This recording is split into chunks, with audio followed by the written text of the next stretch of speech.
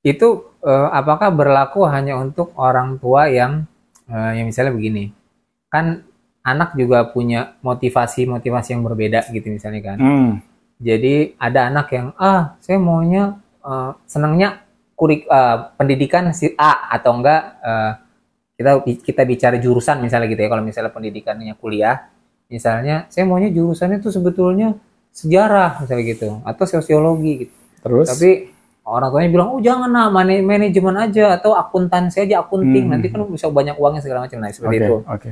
Itu orang tuanya ya berusaha sekali untuk supaya anaknya bisa ke sana. Tapi kan Hmm, akhirnya karena itu tidak sesuai dengan passion anaknya iya, misalnya gitu iya, ya. iya.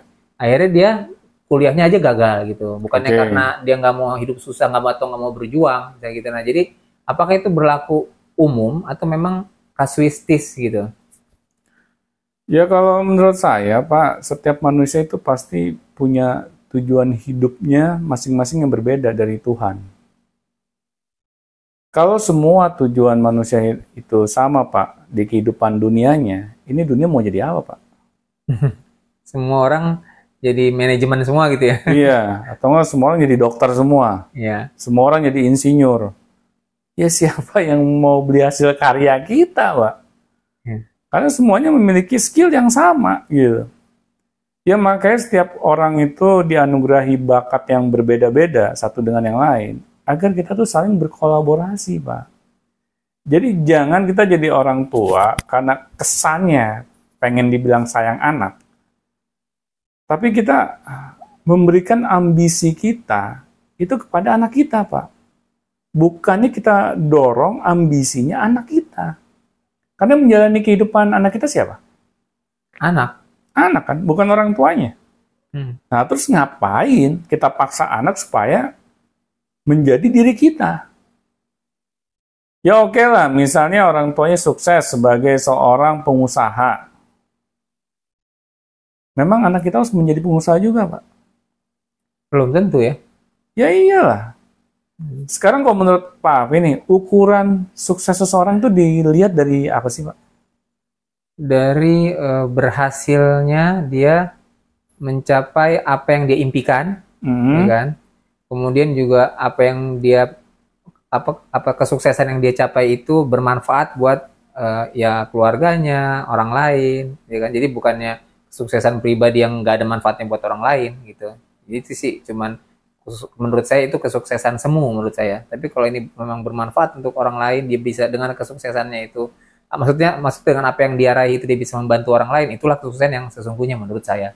iya, tapi kan kadang Pak, orang-orang di luar sana tuh mengkaitkan kata sukses itu sama dengan kaya. Oh ya materi gitu ya, Ya, materi. secara materi. Jadi disebut orang sukses kalau dia orang kaya, banyak Hmm. uangnya. Hmm. Padahal sadarkah kita gitu di luar sana banyak orang kaya yang stres, Pak. Ya, ya, Orang kaya tapi nggak sukses gitu ya. ya banyak, Pak. Banyak orang kaya yang ketakutan gitu kan, takut tiba-tiba KPK datang ke rumahnya, Hmm. ya. Karena apa, Pak? Karena dia bisa menghasilkan kekayaan dari cara-cara yang tidak semestinya. Karena dia melihat nih, oh orang sukses tuh dinilai dari kekayaan, maka gue harus kaya. Hmm. Pakai cara bagaimanapun yang penting gue harus kaya. Jadi udah menghalalkan segala cara, Pak. Dia nggak berusaha gitu. Ini potensial sih yang diberikan Tuhan kepada diri saya. Dengan potensi yang saya miliki ini, bisakah saya mengeluarkan suatu produk kah, suatu jasa kah, yang bisa dinikmati oleh banyak orang? Sehingga suatu saat nanti, semua itu akan menghasilkan sesuatu yang dapat mensejahterakan kehidupan saya. Baik itu secara materi maupun secara moral. Ya. Jadi gini Pak, kenapa saya sebut moral? Kita kan kadang ketika merasa nih orang lain mendapatkan manfaat dari produk kita kah atau dari jasa kah, kita kadang seneng ya. Hmm. Karya kita diakui gitu Pak, Hmm. sama orang lain. Nah akhirnya kita merasa diri kita ini ada manfaatnya gitu. Kita secara moral tuh terangkat gitu, Pak. Orang yang secara moral terangkat, Pak, saya yakin, Pak, itu menjadi candu bagi dirinya untuk menelurkan karya-karya hebat lainnya. Nah, tetapi kalau itu semua tidak ada, Pak, yang hadir dalam kehidupan kita, maka kehidupan kita tuh seperti semu yang Pak Afi bilang. Ya. Kita seperti mengejar fata morgana, Pak. Kita deketi kok menghilang. Kita udah merasa nih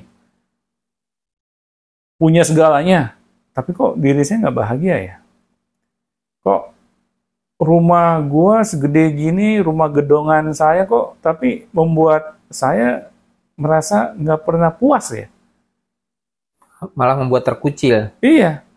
Pas saya udah berhasil mendapatkan itu semua, saya merasakan hati ini kok kayaknya kosong gitu.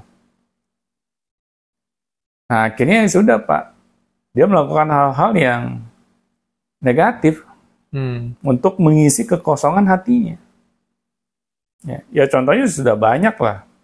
Misalnya orang kaya tapi kok masih main narkoba, ya. Orang kaya kok masih korupsi, alkohol, ya, masih minum alkohol. Berarti kan ada kekosongan di dalam hatinya dan harus diisi oleh hal yang lain. Tapi masalahnya diisi oleh hal yang negatif, Pak. Nah, jadi itu, Pak, yang semestinya kita lakukan gitu sebagai orang tua. Kita harus berikan ambisi anak kita, Pak, yang harus kita dorong. Bukan ambisi kita yang kita berikan kepada anak kita. Nanti anak kita merasa kalau nggak sukses, ini salahnya ayah. Kan ayah yang mau, kan? Saya udah bilang dari awal saya nggak mau, tapi ayah paksa. Nah, jadinya begitu, Pak.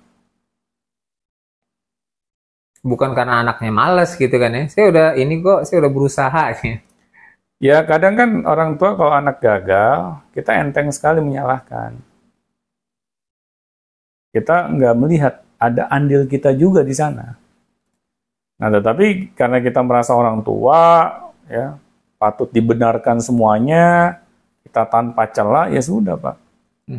Anak yang selalu menjadi korban. Nah, makanya jangan heran gitu kalau anak kita ini nggak kemana-mana. Meskipun orang tuanya kaya, tetapi mental anak kita miskin.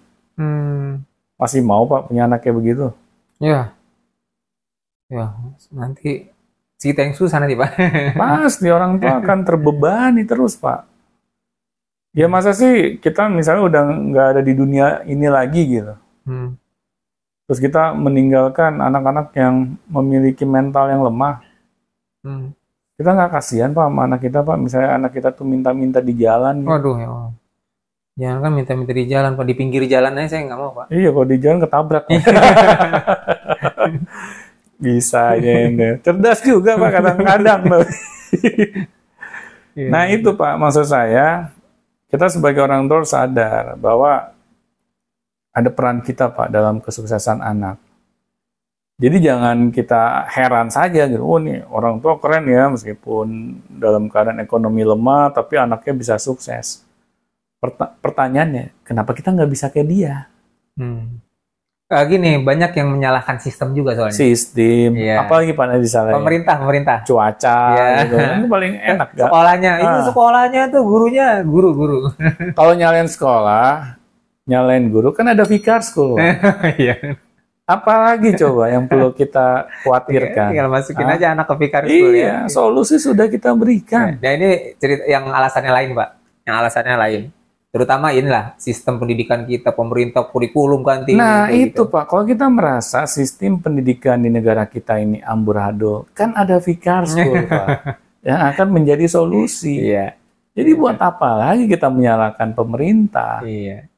Insya Allah nih kalau anak itu dimasukkan ke Vikar School, orang tuanya pun akan nggak cuma anaknya tapi juga orang tuanya juga akan belajar ya. Orang tua kita ajak, Pak, untuk berkolaborasi karena dalam mendidik anak tuh nggak bisa sekolah doang. Sekolah kan bukan tempat penitipan anak, Pak. Nah, betul.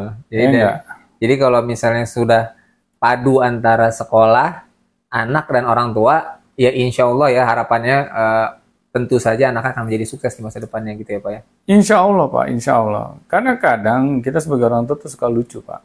Pengen anak kita soleh, terus kita taruh anak kita di pesantren agar menjadi anak yang soleh. Iya. Tetapi setelah anak itu pulang ke rumah, dia ngeliat orang tuanya kok nggak soleh. Nah itu gimana Pak? Iya nggak? Ya, iya. Apakah di dalam diri si anak itu dia nggak memiliki tanda tanya gitu? Ini maksudnya apa nih? Ya, kok gue disuruh ke pesantren agar gue jadi anak yang soleh, tapi waktu gue pulang ke rumah, kok orang tua gue nggak soleh gitu. Nah berarti kan anak asli Pak akan kecewa. Mungkin di dalam hatinya dia merasa kok kayak gue ini nggak diinginkan ya. Gue seperti dijauhkan ya sama orang tua. Maksudnya malah ditaruh di pesantren gitu kan? Iya. Nah, di sini Pak yang kadang kita suka salah kaprah dalam memberikan pendidikan buat anak-anak kita. Kita nggak mencari pendidikan apa nih yang bisa membangkitkan potensi anak kita.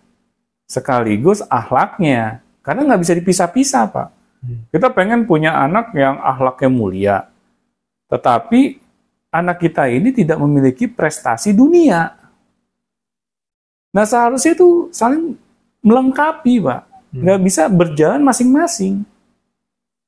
Karena kalau masing-masing, kalau misalnya dia bisa dibilang lah punya akhlak yang luar biasa, tapi dia nggak punya prestasi dunia Pak. Apakah anak ini bisa menjadi manfaat? Ya enggak, karena kan manfaatnya itu di dunia kan. Jadi dia akhlak mulianya itu buat diri dia sendiri gitu. Tetapi dia nggak punya amal soleh. Iya. Ini nggak akan dinilai Pak oleh Tuhan. Makanya ada salah satu ciri orang yang beriman itu adalah orang yang paling bermanfaat bagi sesama. Nah kita nggak punya manfaat. Terus ngaku-ngaku punya akhlak yang soleh. Ya gimana coba? Nggak nyambung kan? Nah di situ Pak, jadi pembelajaran buat kita di sore hari ini ya bagaimana kita sebagai orang tua itu mau ikut andil Pak dalam mendidik anak-anak kita. Karena kalau kita tidak memiliki peran di sana, kita anggap sekolah di mana anak-anak kita ini mengenyam pendidikannya itu sudah cukup, maka itu akan menjadi Pak bumerang bagi kita sebagai orang tua. Ada lagi Pak yang ingin ditanyakan? Sudah sepertinya cukup waktu untuk pembahasan hari ini. Nanti kita akan ada pembahasan baru lagi besok ya. Oke, siap. Oke, mungkin begitu saja Sobat Beyond Education. Semoga apa yang kita perbincangkan kali ini teman-teman bisa petik manfaatnya ya. Karena harapan kami semuanya di tim Beyond Education, podcast yang kami buat ini bisa memberikan dampak dalam kehidupan teman-teman semuanya. Mungkin itu saja yang bisa kami sampaikan. Assalamualaikum warahmatullahi wabarakatuh.